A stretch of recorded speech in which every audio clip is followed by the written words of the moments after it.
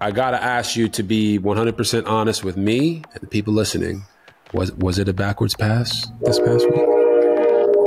Somebody got a train coming? Who's train coming? Right behind me. It's like, yo, is there a train about to hit me? What is going on here?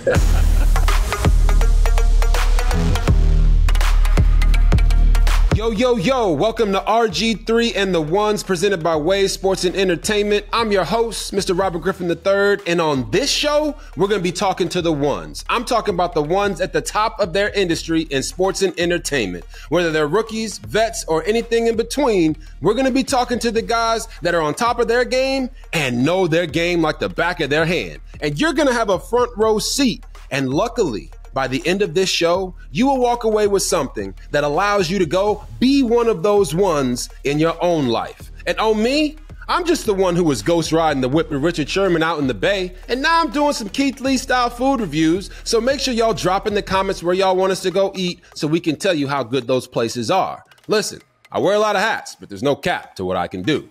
So now I need you guys to like and subscribe to our YouTube page. Why? Because we're going to be dropping knowledge on y'all every single week. Follow us on social media at RG3 and The Ones so you can get those daily clips that we'll be posting to get you excited for those new episode drops that happen every single Thursday. So coming up on this episode, the Giants, well, they're not doing very well. But we're also going to talk about should Stefon Diggs get out of Buffalo. Woo-wee, got some spiciness going on over there. But most importantly, I have a very, very special guest that'll be joining us today on the show, and I can't wait for you to meet him. All right, people, the one who is joining us for this episode, he's the one, not the two, but he does wear two gloves. He's your starting quarterback for the Pittsburgh Steelers, the 6-3 Pittsburgh Steelers. And he also broke Dan Marino's touchdown record when he was playing at Pitt. I'm talking about the man, and yes, he is already a legend, Kenny Pickett. Welcome to the show, my brother.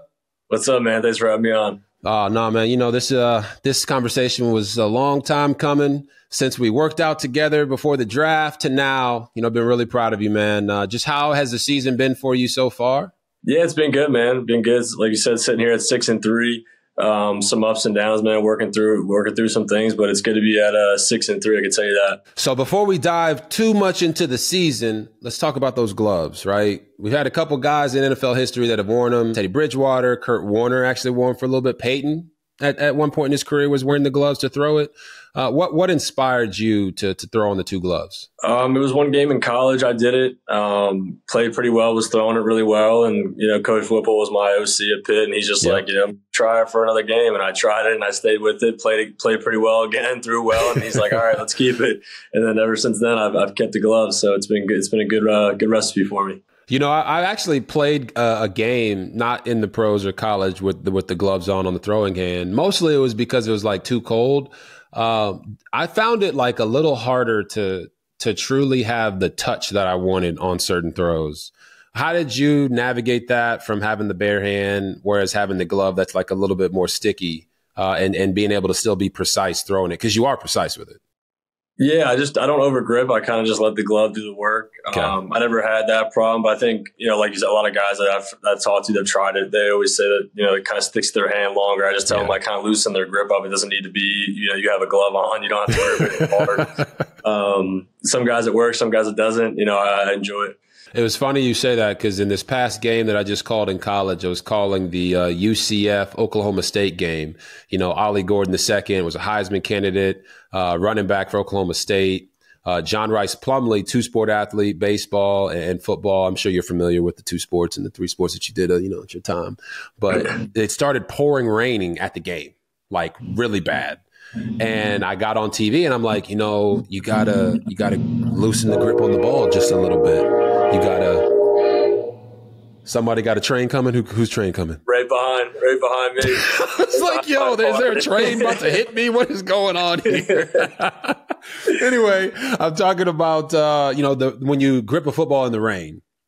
and how you have to loosen your grip a little bit, because if you squeeze the ball, it's always going to come out the wrong way. And lo and behold, both quarterbacks on both teams had a really tough time throwing the football for about the middle, second and third quarter. Would you say that's kind of the way you equate it to gripping the football with the glove? Yeah, a little bit. And they have these leather gloves now for the rain games. Like I wore it in that first half of the Jacksonville game and was throwing it well. So, I have gloves that work in all different types of weather, so it's been good. Has wearing the two gloves kind of been like a superstition for you? No, definitely not a superstition. More of just a performance thing. Okay. I felt better throwing it. Just spinning it better. Just liked it, so I stayed with it. Yeah, so I asked if it's a superstition because I just heard one of the wildest ones I've ever heard in my life from Patrick Mahomes, who says he wears the same underwear every game whenever they're on a hot streak, and he doesn't wash them. He washes them every once in a while. So I'm like, well, that's really weird, to be quite frank, sweaty balls and all that in your underwear for multiple weeks at a time. It's pretty tough. You know how sweaty we get on a football field. Sure. But is there any superstitions that you do have that you want the people out there to know about? I don't listen to music before games. Maybe that's maybe that's super. I know a lot of people do. I don't. So maybe that's something that's different that other people don't do that I do. Really?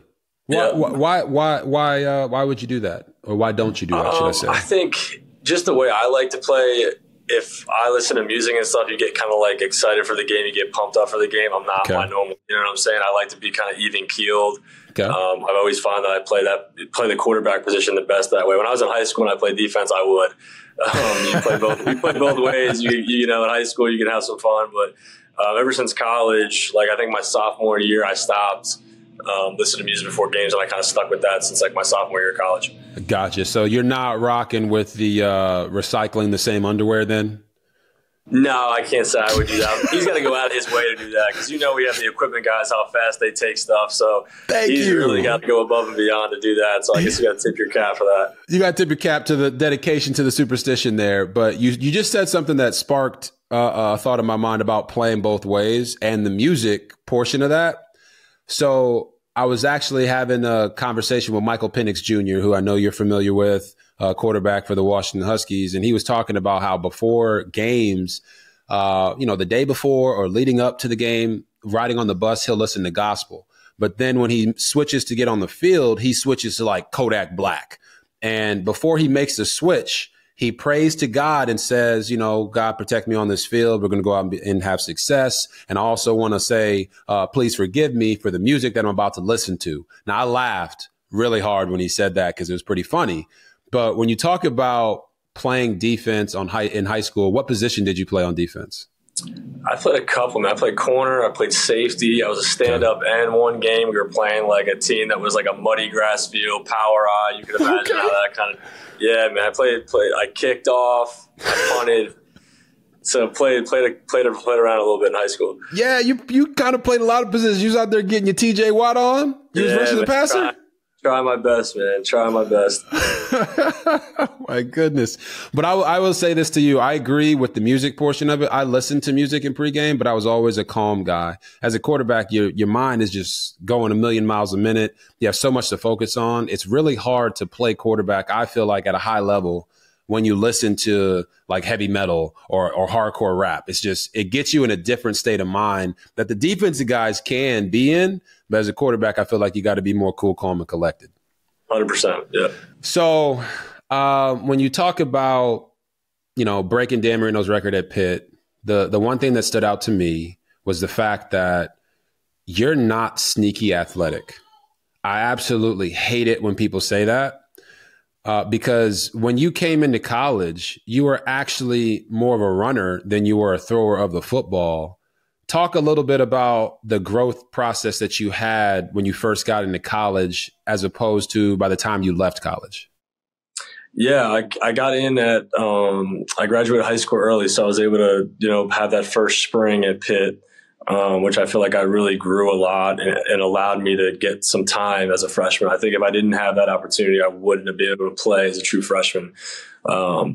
So I think that first year I grew a lot. And like you said, coming from high school, you're just kind of one of the bigger kids on the field. You're an athlete. You can run around and scramble and throw touchdowns, and that all sounds great. And then when you get to the college level, everyone's bigger than you, everyone's faster than you, and you kind of have to play quarterback. So that first year I really adjusted and tried to become a complete quarterback. And then just from there, just try to perfect my craft as much as I can.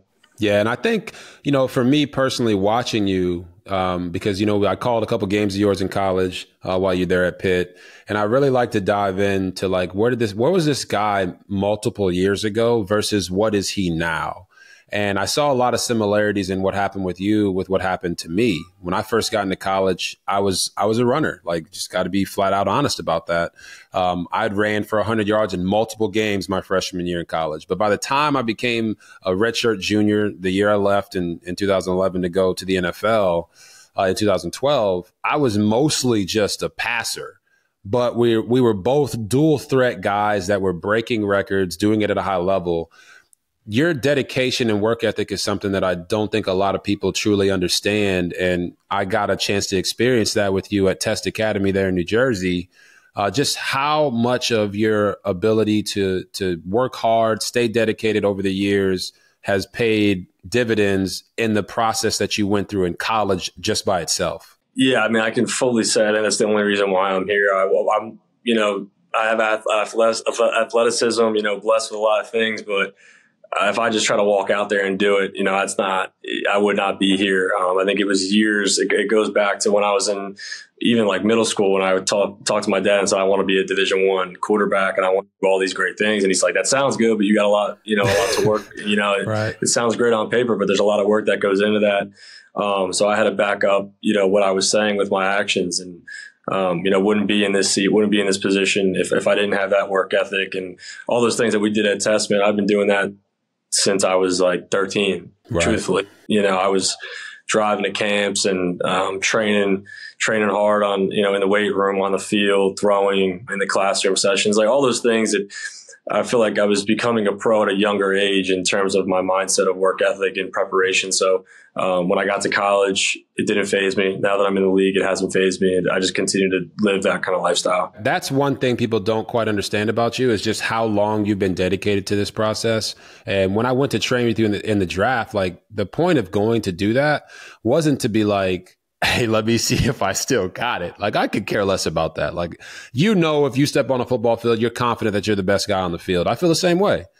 But I went there to train to see just how dedicated you are and how much work and time ethic you put into it, and effort you put into it. So if you could detail a day from when you were, 13, 14, 15 years old at Test Academy, one of your most grueling days of how you trained those 2 a days and with your throwing session, how would you plan that out so the viewer at home can understand just how much work you put in? Yeah, school. So school was from 7 to 2 o'clock. Yep. And I'll give you a day when I was in baseball season.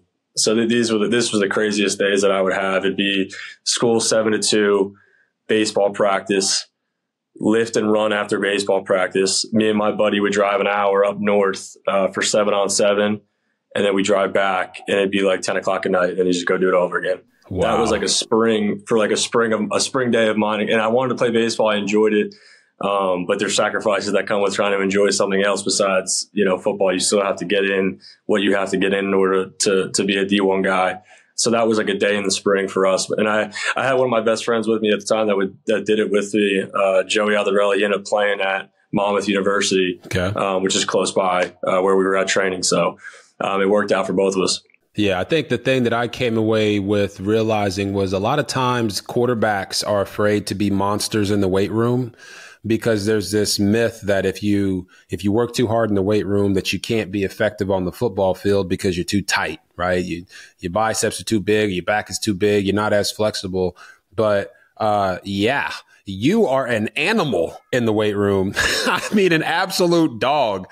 It was the sled pushes that we were doing that those really got me. Not even gonna lie, bro.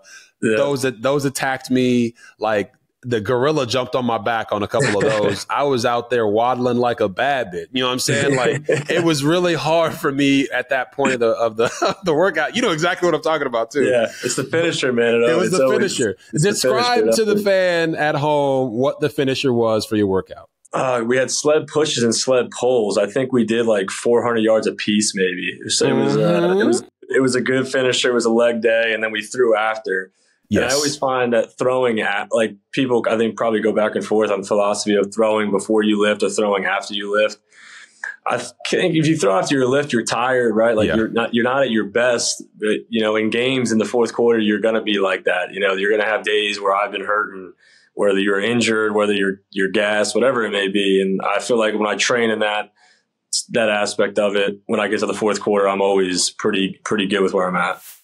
Now it's everybody's favorite part of the show, where you get to learn about fashion from Mr. Put That On himself. All right. And this week's episode of RG3 and The Ones is sponsored by True Classic Tees. Lately, I've, really been into hats, and it's always good to have a t-shirt to match. Okay, let's talk about these t-shirts for a second. I've said it before and I'll say it again. They are off the chain. True Classic completely re-engineered how t-shirts fit. They're tight around the arms and the shoulders to show off them guns you got, but they also have a looser fit around the waist because, we're going to be eating some good food here for the holidays, and we don't want to show any of that extra business that we got there. You'll be getting all the compliments at the holiday parties this season with True Classic Tees. And speaking of compliments, I'm really rocking with their comfort jeans. They've got that classic look, and they have the perfect four-way stretch for max comfort, because dad mode is activated. But seriously, whatever you choose, you can't go wrong with True Classic. All their clothing is designed to be versatile and work with your lifestyle so you can look and feel your best all damn day. And men, this is the perfect gift for you, but also the perfect gift for her. So if you're looking or ready to upgrade your closet, shop now with my exclusive link at trueclassictees.com/RG3 and save up to 50% off site-wide during their November holiday sale. In the year with holiday cheer, thanks to True Classic.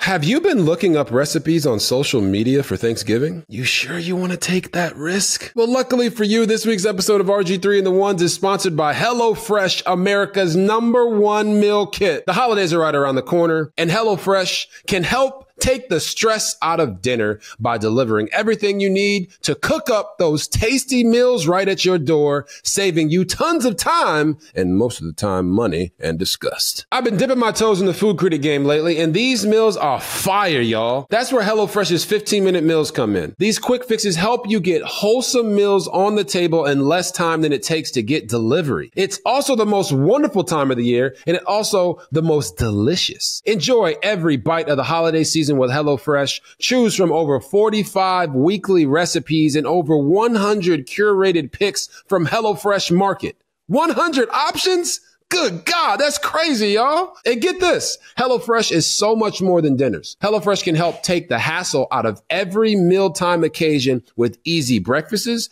quick lunches, and snacks, all delivered along with your weekly box. And guys, these boxes are RG3 certified. Muy delicioso, or as I like to say, scrumptious, baby. Go to HelloFresh.com/RG3 free and use code RG3 free for free breakfast for life. For life, y'all. Come on now. One breakfast item per box while your subscription is active. That's free breakfast for life at HelloFresh.com/RG3 free with code RG3 free. Y'all better go get that now.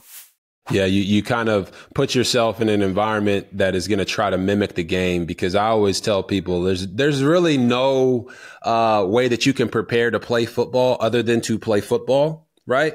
But in your training, you don't want to make it ideal. It can't be ideal circumstances. And needless to say, that finisher, everything else was fine. Right. We did some bench press stuff. We did the medicine ball stuff against the wall on the ground. All that stuff was great. And I want to say that's why you're not a super stiff guy. Right. You guys work on flexibility and mobility and the T-spine rotations and all that stuff. But yeah, you're an animal, bro. You are an absolute beast in the weight room. And it translates to the field as well. Because then when we went to throw, Coach Raz, I mean, I don't know how to describe him the right way. I talked to him because I wanted to get some, some juicy stuff about you till we come on the show.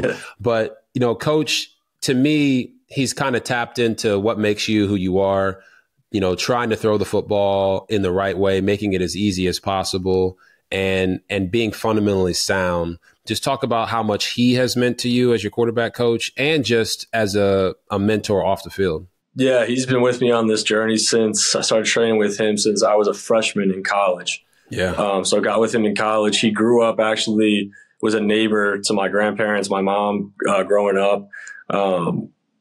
So like my family's known him for a while. And then that's kind of how we crossed paths once he started coaching quarterbacks. Needed one when I was in college. He's a local guy, love that he was from my hometown. We had one training session together and I knew that, we clicked as people. And then obviously, that's kind of a good coach. If you can connect with the player, that goes a long way. And then, I completely bought into his technique and everything that he was teaching. And it worked so well. I think he simplifies like how to throw a football. I think there's a lot of, other coaches that they do a really good job, but I like how simple it was. And he kind of lets me be an athlete, but just kind of puts parameters on it, as long as I do certain things the way he likes it. But if I'm athletic enough to get away with some certain things, it's all good. So I love the way he teaches his IQ for the game. I think he has a great IQ. He studies it. He's obsessed with it like I'm obsessed with it. So that's why we get along really well. He was actually just out here this weekend, so it was good. Okay, that's good awesome. to have him at the game. I didn't get a chance to see him. He's got kids and he's got to get back home. But it was great for him to come out. He was with my parents at the tailgate, which was great. So, yeah, I can't say enough great things about Coach Raz. I'll be with him for the rest of my career. No, man, that's amazing. And being able to go throw with you after that killer leg session, finisher, honestly, a lot of guys that I have thrown with in the past have, taken it as hey, this is a true learning experience, right? With you and Coach Raz, it was the first time I kind of stepped into your world and literally just did the workout. Right. And I came away like, baby, Kenny just tried to outthrow me in every single route. Every single route we threw, bro, it was like you were on a mission. You were on a mission that day to prove to me not only that you could make every throw, but that you can make every throw better than me. And it was like after the second route, I was like, oh, I'm in a competition today. This is not, hey, Rob, come over here. Let's teach and learn. This is, hey, Rob, I'm here to outthrow you. And I respected it, to be quite honest with you. Different guys approach things different ways. I've thrown with Desmond Ridder. You knew that from the year you were drafted. I threw with Bryce Young. They all approached it a different type of way.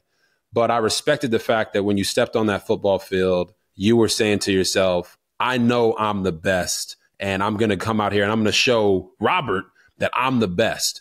Now, I don't want to say who won that day. I'm just going to say that you threw the heck out of the football. Where did you get that mentality from to kind of step out there every single time and be confident? I thank God when I was young, man. My dad, I can credit my dad for that. I could thank him for a lot, but that's definitely the mindset, the work ethic, all that stuff, how you play, how you train, you practice like you play, all those things. Big time players make big time plays in big time games. These are sayings I've had since I was like 5 years old. My dad would tell me that stuff. Like, I love football, and he has all those great sayings, and I came up on that stuff and I bought into it wholeheartedly. But man, like the way I train with you, dude, I train like that every day. Yeah. It could have been with you. It could have been with a guy who's a kid who's in 5th grade. And you can ask Tony that. It's just, that's always how I train. And because that's how it is in a game. I don't want to make throws differently in training than I would in a game. Yep. Or in practice. And the same for practice. But I could credit my dad for that. Just the work ethic, the training. It's in my DNA. I can thank him. Yeah, and I don't want anyone listening to think that like it was disrespectful. It was not disrespectful. It was just more like I came out there and I'm like, all right, let me watch Kenny's feet. Let me see what Kenny's doing with his back hip. And like you would do it perfect, like exactly how Coach Raz wanted you to do it. And then I would go, and because I hadn't been working with Coach Raz, there were some things that I was missing in the technique that he wanted me to do. Now I figured it out pretty quickly because like you said, we're both athletes. We know how to do this, but it was just more so the temperament that you brought to the workout. It was like 2 throws in. I said, all right, RG, we can't be playing around here. Kenny just threw that post like 65 on a dime. If I throw this post and I don't throw it 65 on a dime, everybody out here at this field is going to be like, damn, what is RG up to? So I got right real fast, and it was a blast. Honestly, it was a blast. And I've talked to Coach Raz since about coming out and working with you guys again. And I certainly want to do that because I think, even though it was a tough workout, you never back away from things that are hard in life. And the fact that you've been doing that since you were like 13 years old, man, just speaks to the amount of dedication that you have. And when you talk about big time players making big time plays in big time games, right? Probably none was bigger than what you did in college with the fake slide. As you know, I call you Kenny Fake Slide Pickett. Talk to the fans just a little bit about how that play came about and what you were thinking in that moment when you pulled off that play against Wake Forest. Yeah, it just took off for a scramble early in the game. I think it was our first drive, and was 100% plan on sliding. As I was like slowing myself down, I just felt everybody just kind of stop, and I just stutter step. I thought it was like a stutter step, slid my back foot, and just took off. And a lot of people thought I planned it. I mean, you're not planning that in a championship game. Right. That was the longest run of my career, I believe. So you can't say I was playing. It's not like I go out there and have 60-yard runs every game. So that that was like my longest run of my career, I think by like double the yards. So it was just one of those free plays, and ended up getting a rule named after me. It was pretty cool, and the rest is history. Yeah, you changed football forever because no one had ever thought of doing a fake slide and then running for a touchdown. Mark Jones was on that call, my former play-by-play guy, and he crushed it, right? It was that you should have that playing somewhere in your man cave on repeat. It was an amazing moment, but it also pissed a lot of people off.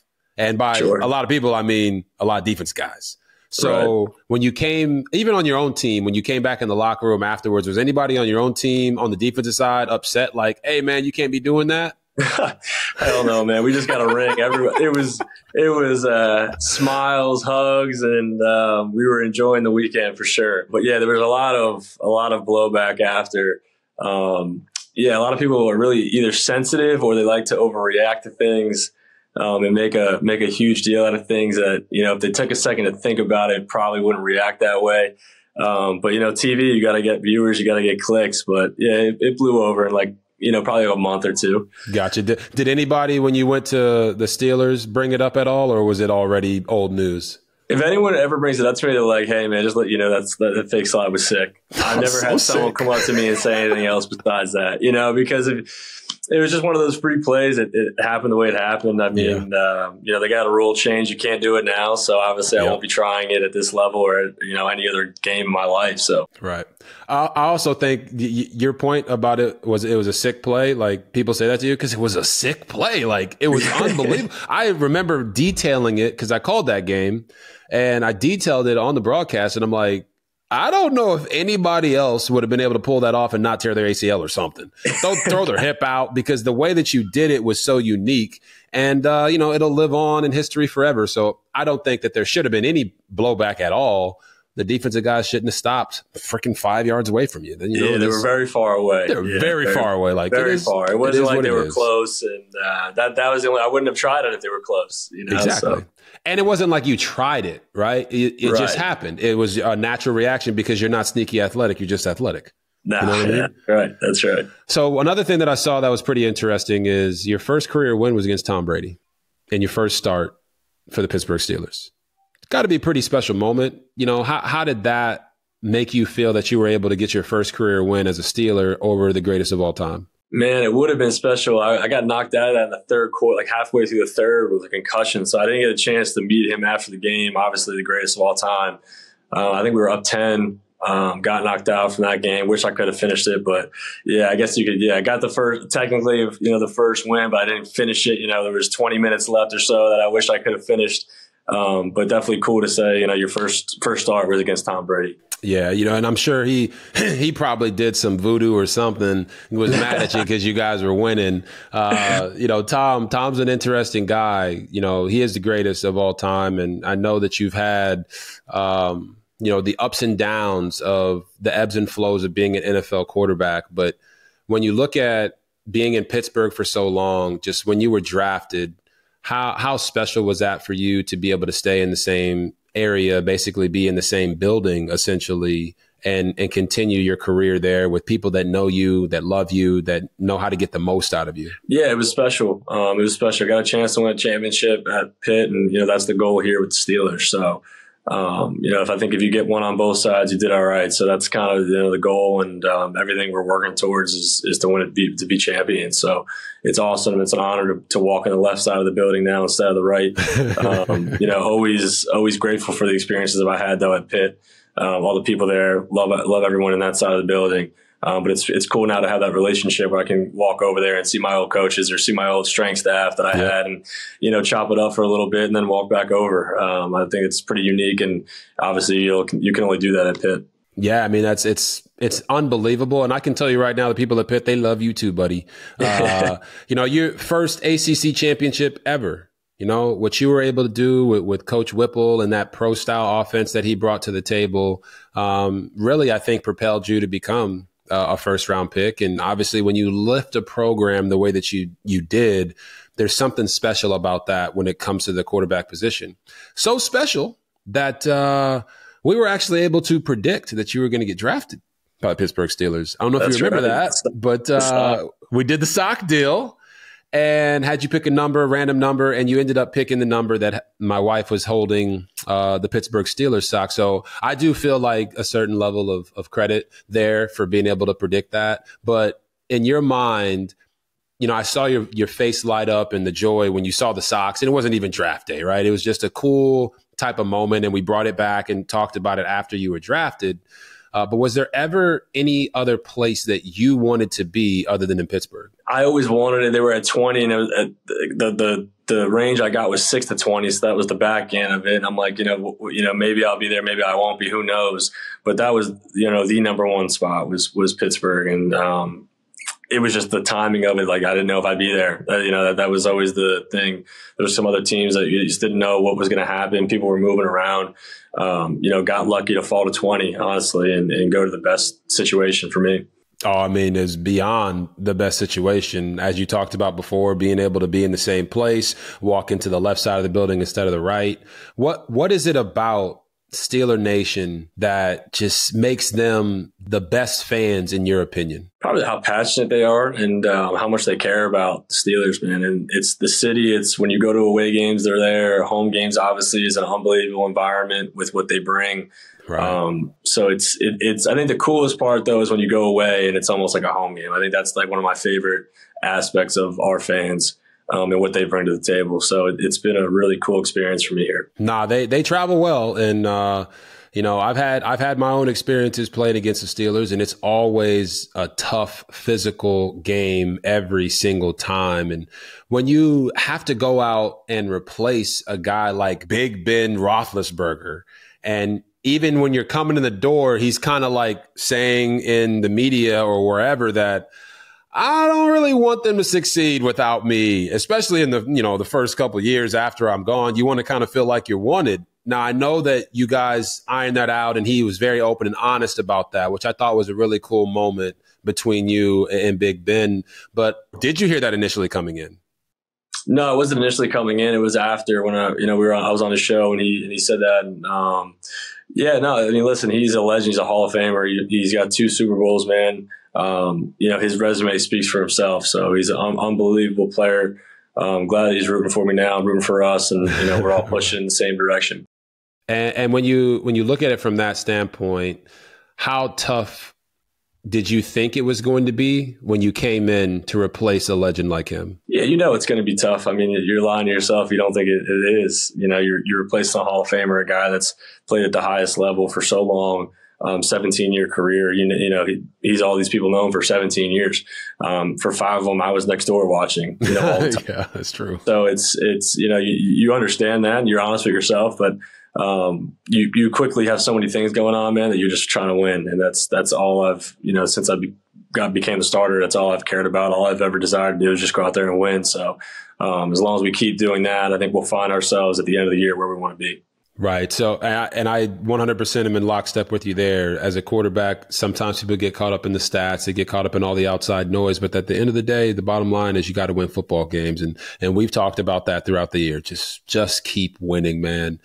But when you look at some of the veterans on the team, whether it's Mitch Trubisky, guys around the team like Big Ben, have they been able to help you in any ways, specifically, whether it's tape, film, breaking down the game, how to handle certain situations? Who have you been able to lean on in that regard? Yeah, I think our quarterback room, Mitch and Mason and Coach Sully, we spend so much time, like, in your room, you spend so much time together, man. We become all really tight friends.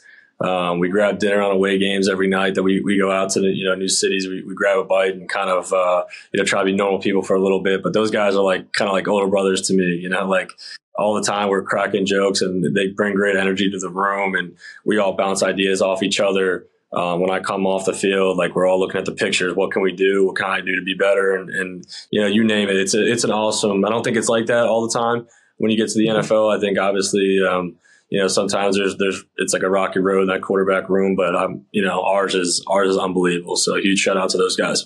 No, that's awesome to hear because, I've experienced it multiple different ways. And my last experience was with Lamar Jackson, and it was a great one, being able to be a mentor for him and have fun doing what we were doing.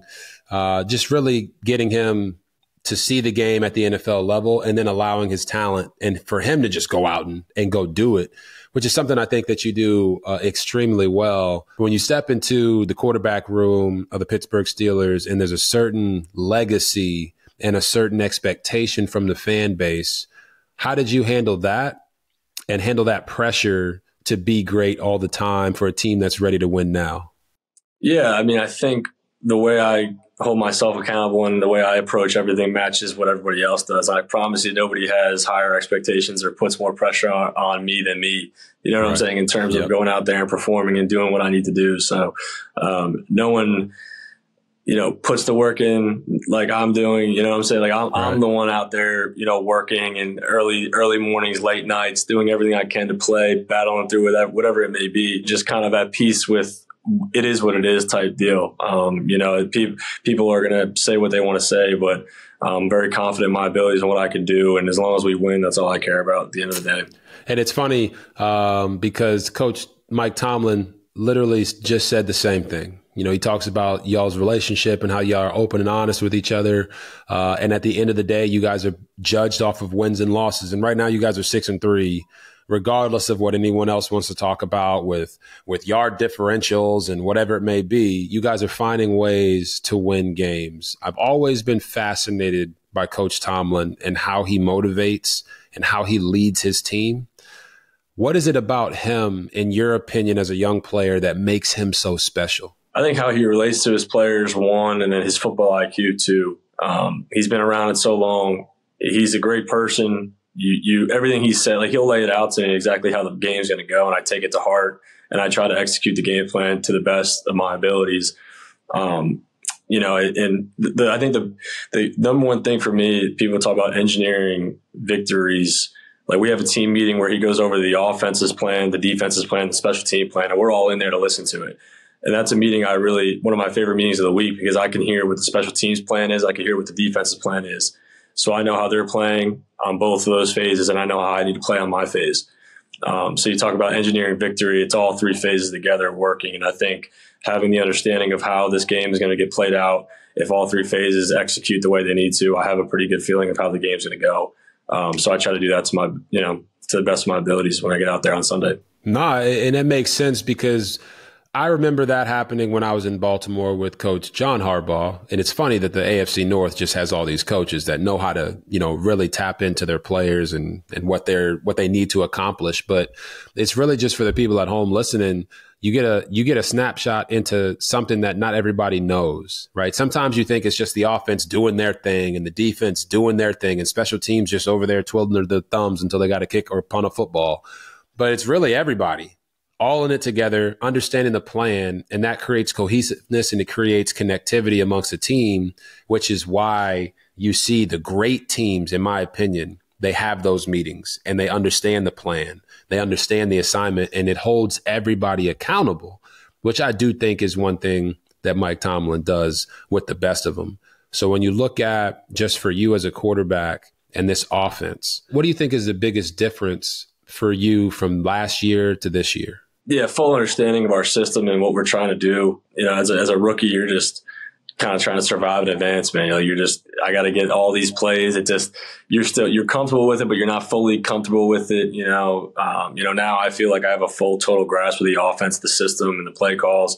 Being able to work with Coach Canna, understand what he wants to do each play, and what the plan of attack is when I come off the field, and get a chance to talk with him and adjustments and what that may be, and just kind of the fluidity of it. I feel a lot better with.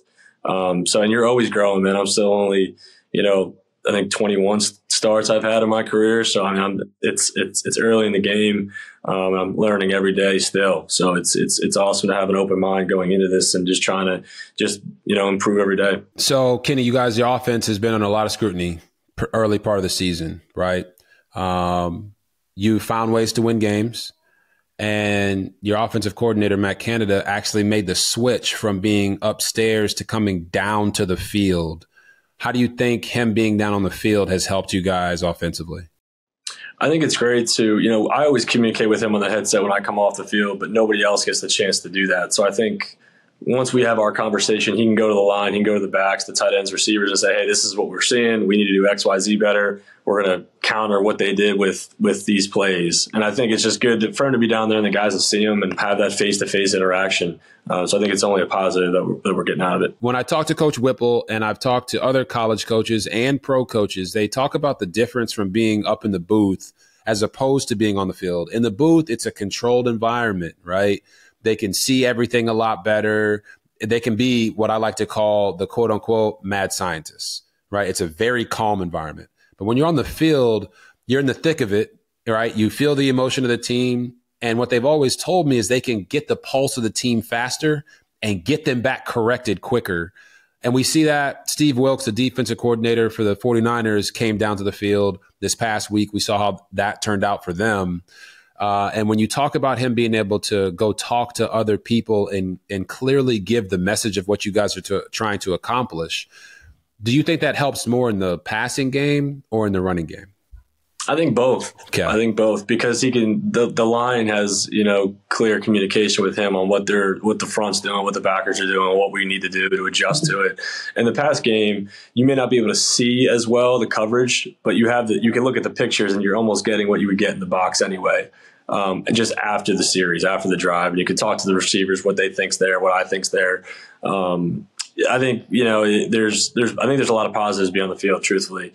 Like you said, just being able to feel the environment, feel the temp on the sideline of what we need. I think there's a huge difference from being in that controlled environment versus being down there with us. No doubt about it. And your OCs, he's taken a lot of heat from the national media, from the local fans, the national fans, however you want to describe them. But I know that as a player, like sometimes when that happens to your coach, we take that personal and we try to go out and like prove our coach right. How do you think you guys have rallied around Matt Canada despite all of the outside noise? Yeah, it's been great. And the outside noise can always try and pull a team apart. But sometimes, in a sense, you can kind of push them together, if we do it the right way. So, like you said, I think we're steadily improving. We're nowhere near what we need to be, but we're pushing that way. And we're finding wins along the way. So that just needs to be continuing, singing that song of, continuing to improve, find wins, and we'll be all right. So the media, the fans, that comes with the gig, man. It comes with the business. Right. It is what it is, like I was saying before. But, I think we're all excited with where we're at and excited with the, task we have ahead. Yeah, and I think, a big part of why you guys will be successful moving forward is the fact that you've now got a two-headed monster at running back, right? With Jaylen Warren, I covered him at Oklahoma State. I know exactly the type of runner he is, how talented he is, and you also got Najee Harris there. How has being able to have those two backs that are just a little bit different, right? You can call them thunder and lightning. There's a thousand superlatives that you can have, but how has that helped the offense kind of take the next step, especially this past week? Yeah, they're both great, man. They both do different things really well. They balance each other out really well. I think we put them in good positions to succeed with the different things we do in our system. So it's awesome to have a guy like Najee and a guy like Jalen that, you can rely on that fourth quarter. They kind of wear on people. They wear on teams. And I think you saw these past 2 weeks for sure. And that's something we want to continue here moving forward. Yeah, and it's also something that has kind of opened up some passing lanes for you guys, especially with Deontay Johnson. Was able to get his first touchdown catch since 2021. I mean, 22 games since he had one of those. Just talk about how that's going to open that up and allow you guys to get flowing more in the passing game. Yeah. Listen, if they have to drop a guy in the box to stop the run, you're going to have singled up in the outside lane. So you're kind of playing that balance. You're playing that game within the game as it moves on. So you want to get 18 the ball. You want to get 14 the ball. Get those guys in space, get them down the grass, and we got Calvin and Allen, and we got Pat that's working the middle of the field, doing some different things. So we have a lot of options, and we got to continue this to be versatile in what we want to do. Yeah, and I think that's the most important thing for you, not just for you, but for your team as a whole. Defense is playing out of their mind, and offensively, you guys are still figuring it out, but you're getting better, and you're 6-3. It's not like you're trying to figure this out at 3-6. You know what I mean? So I do think that that's where I look at it glass half full instead of glass half empty. But for the people who look at it glass half full, they're seeing some of the stuff from your guy, George Pickens, whether it's on social media or after the touchdown catch that Deontay Johnson had. Like, what is the media missing, and what are the fans at home that are pointing to some of these things missing when it comes to George Pickens? And how have you guys been able to rally together and stay as a close-knit family throughout all some of this, media garbage? Yeah, well, the media and the fans, they're looking at it from such a far away lens. They just truthfully don't have any clue of really what's going on. You're just seeing it from a distance. Listen, George is a competitor. We're all competitors. We all want to win. We have to handle success and failure and come out the other side of it, with a positive outlook. And I think, as long as we do that, which we have, there's not going to be any issues. We're going to continue to push on forward. Yeah. So, Coach Tomlin talked about it as if it was like, hey, these are like, reality TV stories that you guys are trying to bring up. How do you, as a leader of the team, keep the guys focused and just attacking the game plan and attacking the next game and not trying to like go out and attack every single story that comes out? Yeah, man. I think the best thing that I'm not on any of that stuff, man. I'm not on Twitter. I'm not on I don't get those. I don't see the articles. I don't see the tweets. Right. So having just kind of a blindness to it helps me. Someone has, like, my buddies will text me like, man, I have no clue what you're talking about. Like, I need you to send me whatever you're talking about because I haven't seen it. Right. That helps me. That helps me. So I think, being a pro, you're going to have so many negative things said about you and your teammates, and that's just the nature of the beast. And you just got to, roll with the punches and move on. No, I love the fact that you handle it that way. And when I watch the AFC right now, just in the global picture, right? Josh Allen, Joe Burrow, Lamar Jackson, Trevor Lawrence, all their teams just lost. They lost this past week. You guys get a win against the Packers. When you think of like long-term goals, I know you're attacking it 1 week at a time because I know that's how Coach Mike Tomlin approaches it. And I know that's how the great coaches and the great players approach it. Are you guys focused on trying to obviously win your division and potentially get home field advantage? Because the AFC feels like it's a wide open, just absolute cinema of a conference right now. Yeah, man, it's such a marathon. There's so much football left. Like, you want to put yourself in the best position in the postseason when that gets there. But like you said, man, I can't even put my mind into January yet. Like, I'm so locked in on. We have a huge opportunity this weekend. As soon as I hang up this call, I'll be right back on my iPad getting No, we don't, and we definitely don't want to keep you from the study and it's a good break, man. It's a healthy break. I mean, I'm just focused on the Browns this week. They're the best, if not the best, one of the best defenses in the league. Have our work cut out for us, so we got to get ready to go here. Yeah, I mean, you got Myles Garrett over there, Greg Newsome the second. Obviously had the really nice interception, the tip pick six on Lamar from last week.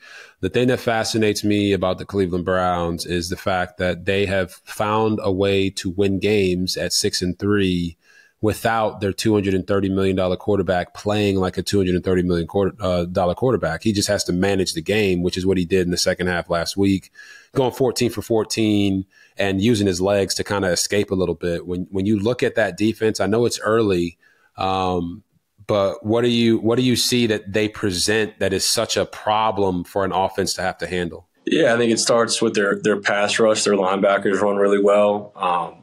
They swarm in the run game. They play man-to-man coverage, and they got great corners. They got great safeties, talent at all three levels. They make it tough. They show you different looks. They do a good job disguising some things. But really, it's players that make plays, and they got them all, at all three levels. So, we gotta do a good job preparing this week, and give them everything we got on Sunday. No, I for sure know that you will. But before we move past, this upcoming week, I got to ask you to be 100% honest with me and the people listening. Was it a backwards pass this past week? I don't think so. The refs got it right, man. The refs got it right. Look, the refs got it right. They had time to review it. They had time to review it. It came back as a forward pass. It's a forward pass. It's a forward pass, man. Hey, listen. I don't know what to tell you. People could draw as many lines as they want. All I know is the ref said it was a forward pass. So we're gonna move forward and say it was a forward pass. One thing that's always fascinated me about the Steelers is just how dynamic the defense has been. You got guys like TJ, Mika Fitzpatrick, Cam Hayward when he's healthy and playing, because he's always playing at a high level when he's out there on the football field. Just like in the off season when you have to practice against those guys, like truly, I'm not sure if you guys do much like good on good in season, but how difficult is it to practice against a guy like TJ Watt? Yeah, it's great practice for when we have to go against these other dynamic rushers, and we can kind of have a plan because we go against one every day. So it's great to have that and that understanding of what those guys are like. I always talk to him about formation, at least schematically, what we can do that he doesn't like, and certain things that slows him down a little bit. So he's great to have, man. He's a great leader.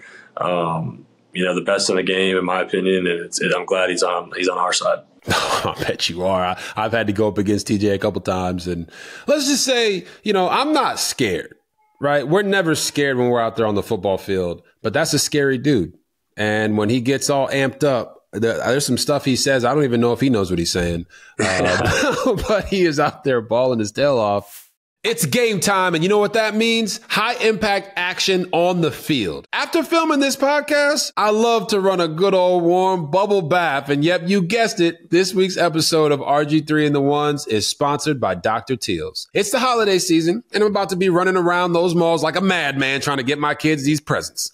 So Dr. Teals is going to get me right at the end of the day, because I can't be one of the ones and be the number one dad in the world without recharging my body, mind, and soul. Self-care and recovery is important, especially if you're an athlete and especially if you're the Steelers defense. So soaking in Dr. Teals Epsom salts helps speed recovery and recharge muscles so you can keep up with the big dogs. Dr. Teals Epsom salts is the secret weapon to your recovery routine, trusted by the pros, aka me. And sometimes we all need a little time to wind down, because with daylight saving times, right now I'm feeling like I want to get cozy into bed by 7 p.m. sharp. It's time for you and me and all of us to work hard and recover just like the pros do. So grab Dr. Teals Epsom salts at Walmart today and elevate your game. Get in that bubble bath too. Are you trying to see Travis Scott in concert and rage out? Or maybe you're trying to go see Sexy Red? Well, this week's episode of RG3 and The Ones is sponsored by SeatGeek. With over 28 million downloads, SeatGeek is the #1 rated ticketing app and always finds you deals on concerts, sporting events, festivals, and more. My first concert was Drake and Lil Wayne. And I just got to say, people, nothing was ever the same. That's that champagne, papi. And SeatGeek can bring you to some of the hottest shows so you can experience what I did back in 2013 when Young Money was changing the game. With the NFL and NBA seasons in full swing, SeatGeek has your tickets to every game. Plus, artists like Taylor Swift are on tour. Each ticket is rated on a scale of 1 to 10, so make sure you look for the green dot. Green means good and red means bad. Every ticket is backed by their buyer guarantee, and SeatGeek is the only site that lets you return your tickets ahead of the event with swaps. And I came through for you guys. So you can use my code RG3 for $20 off tickets at SeatGeek. That's $20 off your first purchase with promo code RG3. Make sure you guys go out there and get those seats and have some fun. Honestly, it seems like to me, when the stakes are the highest, you're at your best. So right now in the fourth quarter, you have a QBR that is in the same realm, in the same vicinity as Tom Brady and Patrick Mahomes. Tom Brady's got an 85.4 QBR in the fourth quarter. You have an 85.2 QBR in the fourth quarter. Mahomes is right there behind you at 84.9. And you've got 6 fourth quarter comebacks in your career. What is it like? What is your secret sauce to be great at the right times to help your team win ball games? I can't really give you a secret. I don't think there is one. I think I can just rely on my preparation. I mean, I do the 2-minute report since I became a pro for our quarterback room. I have a really good understanding. Really good understanding of what they're going to do, and I know the plays that I want, and I make sure that Coach Canada has those when we're on the sideline. And then just go play, man. It's just cut it loose. You know, you're in that moment. You have to want the football. You have to understand how to win games and what goes into, you know, a good 2-minute drill, philosophies. Some guys are different. I kind of have a good feel for it now, what I like to do. You know, there's no rah-rah speech for the guys. It's execute and go win, and that's it. So I think kind of keep it simple. Nah, I mean, it's honestly quite amazing. And obviously I saw you do it in college. So I'm not surprised at all when I saw that number. I'm like, yeah, that's Kenny Pickett. You know, it's Mr. Fake Slide. He's incredible. He broke Dan Marino's records. He's always calm. I worked out with him. I know the work ethic that he puts into it. So it's not surprising to me that shows up for you in the fourth quarter. But not everybody believed that you would be able to do some of these things when you first came in. You know, whether it was the gloves or the size of your hands, which I've never seen anybody be more obsessed with the size of somebody's hands when they come into the NFL than people are at the NFL Combine. I mean, it's really not that big of a deal. But I mean, it makes me laugh because it's like you've got, I think they measured you. You have the smallest hands of any active NFL quarterback. And the amazing stat to me was that your hands actually grew between the combine and your pro day because of hand stretching. Is that actually true? That's true. Yeah, that's true, man. Yeah. What hand stretching techniques did you do to get your hands to grow between the combine and the pro day? Oh, I don't know what they're called, man. I would just go and do what the dude was telling me to do, and it ended up like getting. I think I was 8 3/4, maybe 8 5/8 or something like that. Yeah, it was 8 5/8 at your pro day, and like, yeah. Was that just something that you were like, oh man, this is your agent? Should I say? It was like, this is a narrative. Let's like dispel this narrative and show that we can grow our hands.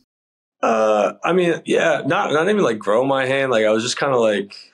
I don't know, man. Listen, you're chasing your dream, and some people will say if you're not at this measurement, you're off the board completely. And I'm like, all right, well, you know, screw that. I'm gonna go try and do whatever I can to get to that, so I'm on everyone's board. I mean, I don't really think it's a hard concept. But if you're willing to do whatever you can, if you're willing to do whatever you can to chase your dream, yep, you're gonna do whatever you have to do, and that's what I was doing. So, you know, people may say it's crazy. Well, I would question where they are in life and what they're doing. There you go. So, I mean, I'm very committed to what I want to do. So I'll do whatever it takes. I look at it from the standpoint of, I think it's crazy that they made a big deal out of it. I don't think it's crazy that you went and did it, because exactly what you just said is what you're supposed to do. Hey, they say I can't do this. I'm going to go find a way to get better at it. Hey, they said my hands are too small. I'm going to go find a way to get my hands to grow. So I'm going to stretch. I'm going to use these stretching techniques. I'm sure there's a lot of men out there who are going to subscribe to the Kenny Pickett hand stretching routine so they can get their fingers bigger. You know what I'm saying? Like, you know, trust me, I'm not the first that's done it. You think I'm creating something here? You don't think I did my research and found out some guys that were doing some, you know what I'm saying? I mean, it's the game, man. The guys do it. I'm not the first, and I promise you I will not be the last. Oh, you will not be for sure. And like for me, I like numbers, but I had a coach tell me this. He said, stats are just like bikinis, right? They show you a lot, but not everything. Okay. So the fact, I thought it was hilarious too. I laughed. So you should write that one down. That's pretty good. So when I look at like the numbers for you and it's like, hey, oh my gosh, he's got 2 gloves and his hands are small, whatever. Guess what? You have amazing ball security. Not only in the pocket, but also throwing the football. I don't know if you know this, and I'm I'm knocking on wood multiple times for you. You have the longest active streak in the NFL without an interception, 147 consecutive pass attempts. Did you know that? Did not. I know I'm protecting the ball, but I didn't know what the number was. Yeah, so you do an amazing job protecting the football, which has allowed you guys to go out and win games. And your hands weren't too small to do that. Your hands haven't been too small for you guys to be 6-3 right now. Your hands haven't been too small for you guys for you to be leading your team in fourth quarters and having 6, come from behind fourth quarter comebacks. So when you look at it and you say to yourself, I'm willing to do whatever it takes to be great. For the people at home that are listening, that are thinking about how they're going to do that in their own life, what is it that makes you have that mentality? I think it's, how bad do you want what you want? I think you get caught up in the social media world today, the TV and everything, and you hear, everyone has an opinion about everything. It's pretty amazing. How many people want to say some certain things. They want to say certain things about other people. I'm very focused on myself and what I'm doing. I've always been that way. I wouldn't say I'm a very loud guy. I just, I know what I want and I know what I want to go do. I'm going to do whatever it takes. And I think that's pretty much the secret. What are you willing to sacrifice? What are you willing to do to achieve everything you want in life? And it's by actions, not by words. So that's kind of how I live. Oh my goodness, he's dropping gems. I love it. Okay, so we're gonna close off that part of the conversation there and hit these rapid fire quick questions before you get out of here. So the first one has to be, for you, who are your top 5 quarterbacks of all time? I'm not going to rank them. I'm just going to put them in a group. I like it. Tom, Montana, Marino. Those are the 3. I'm going to throw Peyton in there. A huge Peyton guy. Love Peyton. And I'm going to put my guy in here. This is just my idol growing up. It was the first pair of cleats I ever had, man. Mike Vick. I was a huge Philly guy. Come on, first pair of cleats. I remember I had the strap. I was so pumped when I got them. I think I was 7 or 8 years old, man. But that was my idol growing up. It was a Vic, McNabb. Those were the 2 quarterbacks where, I'd go to the Eagles fanfare and did the whole 9. So from a childhood perspective, I'll put those 2 in there as well. No, I love it. And, you were a Michael Vick experience kid then, right? With the commercials and everything that they used to run for him. Exactly. Listen, I keep telling people you're not sneaky athletic, you're athletic. And the fact that Michael Vick was one of your idols and that you've grown up and become a player who's a true dual threat guy, I think is phenomenal. So to move on to the next question, for you, what is your go-to post-game meal? Every week, my wife orders Italian food. So penne pasta, chicken parm, I forget what, meatballs, the whole spread. My family comes back, my friends, Jersey guys. So obviously Italian food's number 1 for me. Okay. Italian food's number 1. So if you had to rank or just throw out your top 5 favorite foods, what would they be? Favorite meals, top 5? Yeah. Italian food's my favorite. And that's a wide range. I'm not going to get into specifics. Yeah. Ribeye steak. I don't think you can go wrong there. Sushi guy. My wife put me on sushi. Okay. Becoming a huge sushi fanatic. Buffalo chicken quesadilla. Okay. Literally that was my go-to meal when I was a lifeguard, beach maintenance worker in high school. That's where my love for quesadillas came from. Baywatch, I like it. And probably buffalo wings. Buffalo wings are so yeah. That's the 5. That's a solid list. That's a really solid list. So now you gave me the 5 that are your favorites. What is the one food you just absolutely will not eat?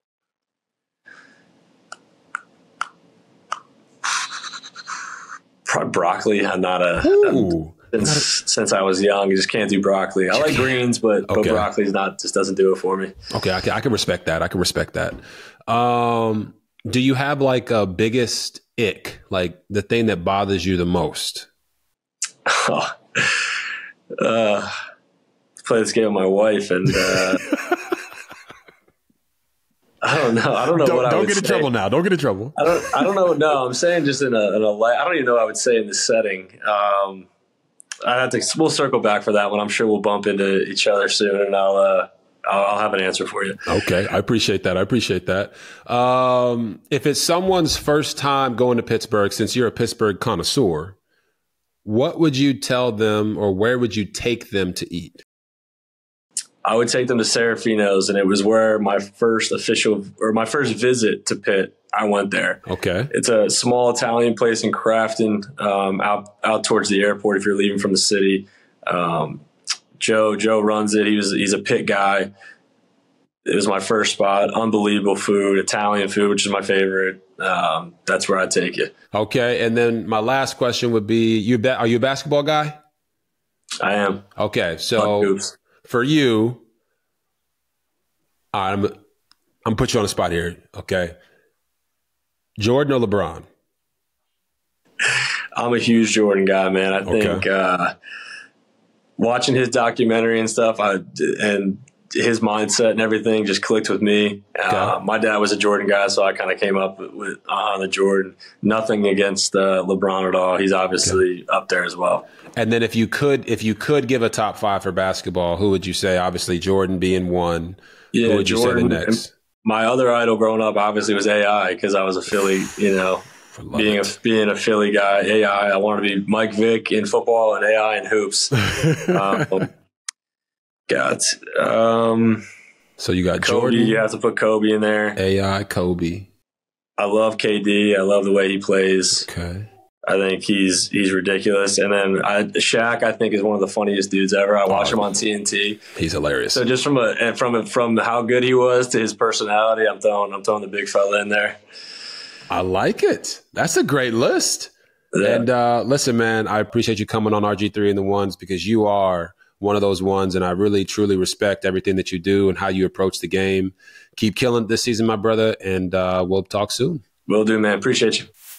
All right. Just want to say thank you to Kenny Pickett once again, starting quarterback for the Pittsburgh Steelers at 6-3. But now I got to give a little bit of an update on Deshaun Watson and the Cleveland Browns. So it turns out that Deshaun Watson is going to be out for the remainder of the season after he's having shoulder surgery on a broken bone in his right shoulder. That's his throwing shoulder, people, okay? But it seems that he played 2.5 quarters with a high ankle sprain and a broken shoulder, and still was able to go lead the Cleveland Browns to victory against one of the best teams in the NFL, the Baltimore Ravens. So that puts the Cleveland Browns in a very interesting situation. They've got 2 quarterbacks that they can turn to. One is DTR, Dorian Thompson-Robinson, the rookie from UCLA, and the other is PJ Walker. But I'm here to tell you they got a third option, and it's your boy. The Browns should sign me as their starting quarterback, and here's why. 1, at 33 years old, I understand the game better than I ever have in my entire career. I know how to slide, and I know when to slide, and that was a huge issue in my 8 years in the NFL. But I've learned from my mistakes, and I'm ready to showcase that I can get it done. But here's the thing. Deshaun Watson went 14 for 14 in the second half against the Baltimore Ravens, and he used his legs to go out and scramble and extend plays. Of those 14 passes, there weren't really any of them that you would say were $230 million worthy passes. All they needed him to do was manage the game because of them dogs they got over there on defense, starting with Myles Garrett. Well, guess what? I didn't do that. I can go out there and manage a game for the Cleveland Browns and help them go on the Super Bowl run that they want to go on. But here's the second thing. I still run a 4.340, people, and I can throw the football 80 yards. I train every week like an NFL football player so I could be ready for moments just like this. So they need to hit my line. And the third thing is, for me, if Dorian Thompson-Robinson is going to be their guy and they don't bring me in to be the starter, then they should bring me in to be the backup so I can help him in the same ways that I helped Lamar Jackson. I learned 6 offenses in 8 years in the NFL. Nobody wants to talk about it, but learning a new offense has never been a problem for me. And I can help DTR with his decision-making, when to make certain plays, and truly to understand what he has to do as a quarterback with a defense like that on the other side of the football. So Cleveland, I've been there before. And I don't feel like I truly got the right amount of time to get it righteous with you. So let's do it now. And let's go on the Super Bowl run together. With all that being said, the main problem right now looks like to be in the Diggs household. Trayvon Diggs comes out and he says that his brother, Stefon, or as he called him on Twitter, 14, needs to get up out of Buffalo. That's a big statement. And a lot of people are saying that they think it was done on purpose, that Stefon Diggs orchestrated all this. And he told his brother, you put out this tweet and we're going to get everybody to start talking about how I need to leave Buffalo. Well, people, I think completely different. I don't think that Stefon Diggs put his brother up to anything. I think that Trayvon Diggs is a grown-ass man. He's a grown man. And he decided to tweet what he felt about his brother. He also has a motive to do that. And that motive is he wants his brother to come play with him for the Dallas Cowboys with Dak Prescott and CeeDee Lamb. And I don't blame him for that. Here's the thing. If you're Stefon Diggs at this moment, do you come out publicly and say something to your brother? Your brother who's had your back. You know, you guys have known each other your entire lives. You're going to come out and say something about your brother and destroy that relationship? Oh, no, no, no, no. You're going to focus. You're going to play football. You're going to try to dig yourself out of this 5-5 hole that you have there with the Buffalo Bills and Josh Allen. But I will say this. My sources have told me that this has nothing to do with Josh Allen and Stefon Diggs. That is not where any type of rift or any type of developing story is happening. This is between Stefon Diggs and the coaching staff. And when you think about it, a guy like Stefon Diggs, who comes over to the Buffalo Bills from the Minnesota Vikings, let me tell you a few of the stats that he has helped Josh Allen improve at. When you talk about his completion percentage, from the year before when Stefon Diggs was not there to the first year he got there, Josh Allen's completion percentage jumped by 11%, from 58% to 69%. That's a huge jump, if you ask me. Josh Allen threw 17 more touchdown passes the year that Stefon Diggs showed up at that organization. And he also threw for 1,455 more yards. So when you ask me what kind of impact has Stefon Diggs had on Josh Allen and the organization, the proof is in the numbers. But I'll take it even further. When you look at a guy like A.J. Brown for the Philadelphia Eagles, when they traded for him from the Tennessee Titans, he helped Jalen Hurts' completion percentage jump by 5%, right? He also helped his passer rating jump by 14 points. And Jalen Hurts threw for more yards, and Jalen Hurts threw for more touchdowns. And where did the Eagles end up last year after they added A.J. Brown? They ended up in the Super Bowl. But here's the thing.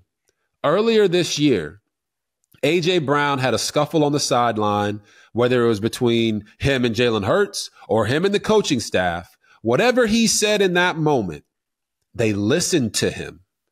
And then he went on a streak of 6 straight 125-plus yard receiving performances, and he was the first receiver in NFL history to get that done. So what I would say is that if Stefon Diggs is saying something in that building, he is a winner, bona fide winner. His impact is undeniable on that team and undeniable on the offense, and certainly for Josh Allen. Whatever he's saying, the Buffalo Bills need to listen to him. Otherwise, he will be gone. And if the Buffalo Bills don't make the playoffs this year, heads will roll, and it'll start with the head coach. Let's talk about the Giants, the New York Football Giants. Or are they not the football Giants anymore? Are they just hot basura? It seems to be that they are. I mean, we're talking about Tommy DeVito. Now, listen, Tommy DeVito's an NFL quarterback. So I don't want it to come off as if I'm saying he can't play the game. But Tommy DeVito should not be starting quarterback for the New York Giants. And it just so happens that he has become that. Daniel Jones gets hurt. Tyrod Taylor gets hurt. And now Tommy DeVito, who I still can't figure out if he's related to Danny DeVito or not, is the starting quarterback for the New York Giants. And he still lives at home with his parents. But, you know, there's a lot of people out there who are talking really bad about the Giants right now and how there's competitiveness and then there's quote unquote nonsense. And right now, I don't want to say that Brian Daboll is putting nonsense out there on the football field because he's 1 year removed from being the NFL Coach of the Year. And I do think that he is a great coach. I think the mistake that they made was paying Daniel Jones $40 million. And it's not because Daniel Jones got hurt. It's because there was no one else in the league that was going to pay Daniel Jones $40 million to be their starting quarterback. I'm not mad that Daniel Jones got paid. I'm happy for him. I'm happy for every single player that goes out and gets their money. But what I said before the season was, who else in the league, not even before the season, In the offseason, during free agency, I said, who else in the league is going to sit there and give $40 million worth of money to Daniel Jones to steal him away from the New York Giants? I didn't think there was anyone in the league that would do that. And I personally would have gave him $20 million, $25 million and said, all right, Daniel, we're going to take the rest of this money and we're going to pay Saquon Barkley and we're going to go get you some more weapons. Instead, they still went and got him some more weapons, but they ruined the relationships on the team, in my opinion, gave some bad juju, some bad vibes because they strung out Saquon Barkley and only gave him the franchise tag and slightly more money at the end of the day because he held out a little bit longer. But if they had paid Daniel Jones somewhere in the $20 to $25 million range, they could have gave Saquon Barkley a little bit more money and they could have saved face with their entire locker room to not make them feel like they were being marginalized for a quarterback who didn't carry them, but was carried by the team to the success that they had last year. Now, I know there's a lot of Daniel Jones supporters out there that don't like to hear that.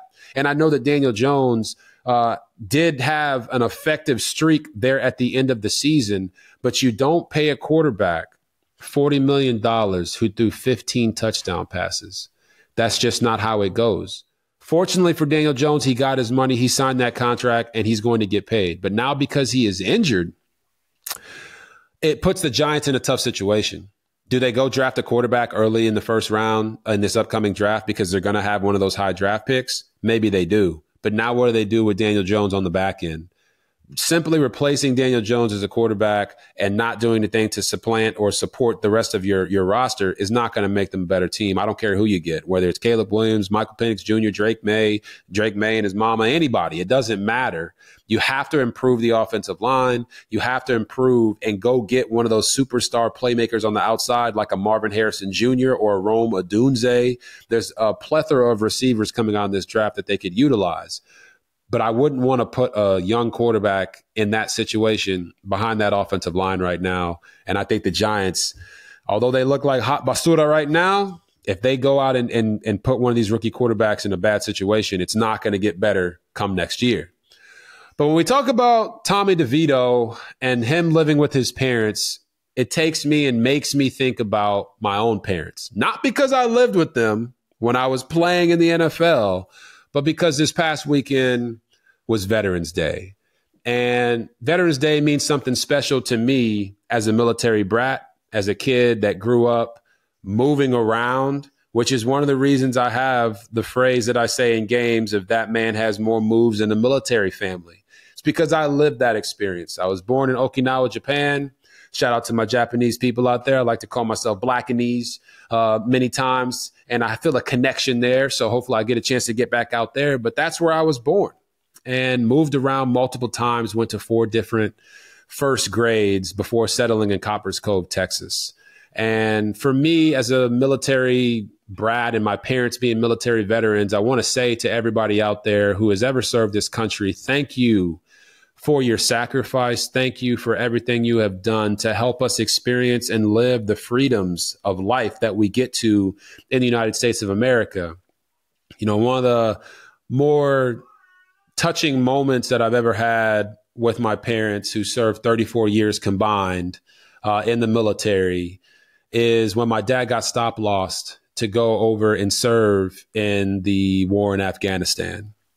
Now, my mom did not get stop loss to go because at that time she was already retired. And if you don't know anything about my parents, they both were born and raised in New Orleans, Louisiana, but they didn't know each other in New Orleans, Louisiana. They met in the military.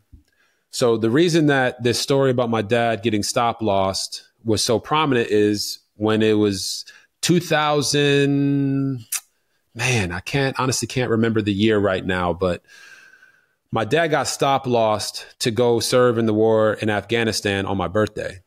And that's when he was deployed. Woke me up in the morning, brought me to the living room with my 2 older sisters, and told me that I was now the man of the household. Now, if you know anything about being stop lost, you know, there's a lot of horror stories of military veterans getting stop lost. And what stop loss means is they're on their way to retirement. They're literally about to step out the door and hand in their papers and be done and get out of the military. And they stop loss you in times of war to send you over to serve in the war for your country. And many of those people who get stop-lossed in wartime, they don't come back. So me and my family, we knew this, and we knew that my dad would be on the front lines out there, and we were concerned. My mom, every single day, was checking her phone, waiting for an opportunity for my dad to call in and let her know and let us know that he was okay. But it was a very difficult time for me as a young man, seeing my dad leave on my birthday, worst birthday of my life, to see him go away like that. And it made me emotional. I still remember doing all the training for basketball, football, for track, all those things while my dad was gone. And my mom would send him videos of me training, and he would send her notes. I didn't get a chance to talk to him because, we weren't FaceTiming back then. That wasn't a thing. And I felt a void in my life. So right in the summer, I ended up going to an ABCD basketball camp in Texarkana, Texas. And my dad wasn't supposed to be back for a few months. And I'm out there playing at the basketball camp. I'm a young kid, probably one of the smallest guys on the court, but I was a pretty good basketball player. And I'm going through, I got the nickname of AI at the basketball camp because I was throwing floaters down the middle and making a bunch of them. So the coach comes and gets me and he says, "Hey, Robert, we have somebody here to see you. Can you please come out to the cafeteria?" And when I came out to the cafeteria, across the way was my dad, full military uniform. One of those moments that you see on a football field or a basketball court when the family's facing one way and their military veteran husband or wife or cousin or auntie is sitting there right behind them. That was my moment that I had with my dad. And when I tell you I saw my dad and I ran to this man so fast and jumped on him and gave him a hug, it was one of the most special moments in my life because I wasn't sure I was ever going to get that opportunity again to even see my dad, knowing how long that war in Afghanistan was, knowing how dangerous it was for him to be on the front lines. I love my dad, and I know the sacrifices that he made, whether it was, having holes in his socks or holes in his shoes because he was buying tennis shoes for me and my sisters so that we could go compete. 5-year-old Jordans because we couldn't afford the most expensive Jordans, but he was going to find a way to get us something to be able to go compete at the highest level. I know my dad, means a lot to a lot of people. He's impacted a lot of people's lives. But in that moment, I was just most proud to be able to see him and hug him and love on him again, because in the military, when your family goes away, you absolutely have no clue whether they're going to come back. So for all my friends in Copperas Cove, Texas, and all of the military veterans that served at Fort Hood, I thank you guys for everything that you did for me and my family. I thank all the soldiers over there who helped my dad come back successfully and be with his family. And I pray for all those who didn't have the luxury of having their family members come back from that wartime, because it was devastating. And I want them all to know that they're not forgotten. And the military veterans out there, you mean everything to me. You mean everything to this country. And I'll continue to do everything I possibly can to show you guys that love. And appreciate you for everything you've done. Well, that's a wrap for episode 9 of RG3 and The Ones. I want to say thank you to Kenny Pickett for joining and giving us an amazing look at what's going on with the Pittsburgh Steelers this year and how he tries to be one of one in his own life. Make sure you guys subscribe to our YouTube channel, like, watch, and subscribe all of our videos so we can continue dropping dimes for you guys to help you become that one of one in your own life. Don't forget to follow us on social media at RG3 and The Ones, because we're going to be dropping daily clips to help you get ready for the episodes that are going to drop every single Thursday. I want to say thank you to all the military veterans out there. Thank you for your sacrifice. Thank you for allowing us to live the freedoms that we get to live. And also want to give a massive shout out to my people over at Wave Sports and Entertainment in partnership with Whispering Oaks Productions. We would not be able to do this show if it wasn't for you guys and the hard work that you put in to make this show a reality. So thank you guys for that. Follow us on social media again. Watch, like, and subscribe to RG3 and The Ones. And we'll see you next week. Peace out.